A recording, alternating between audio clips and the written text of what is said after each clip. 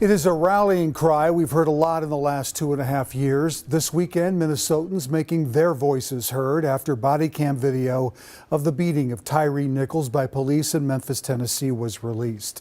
Nichols' beating and death has put police departments, their policies and accountability back in the spotlight. Charmaine Nero takes a look at some possible changes within departments. Charmaine? Randy, George Floyd's murder sparked calls for justice and police reform, and now there's a renewed push for legislation to prevent another death at the hands of police.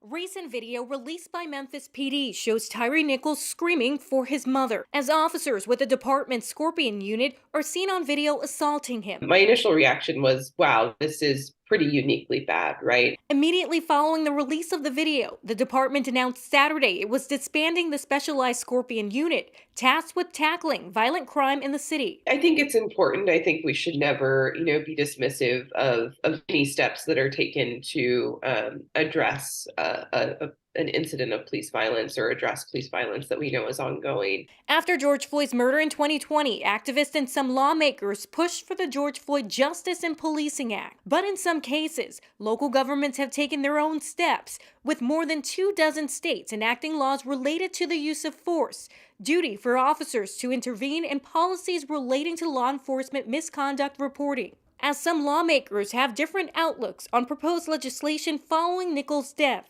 We want to make sure that when you're hired, that you have had a psychological evaluation and that you're suited for this job and the job is suited to you.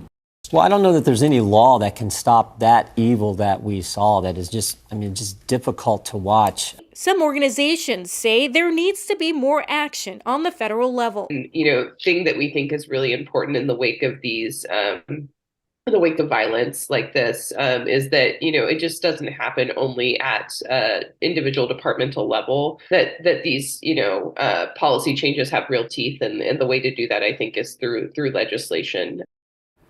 Civil rights attorney Ben Crump, who's representing the Nichols family, is now calling on lawmakers to introduce Tyre's Law, which would require fellow officers to intervene when they witness physical abuse. Back to you. All right, Charmaine, thank you.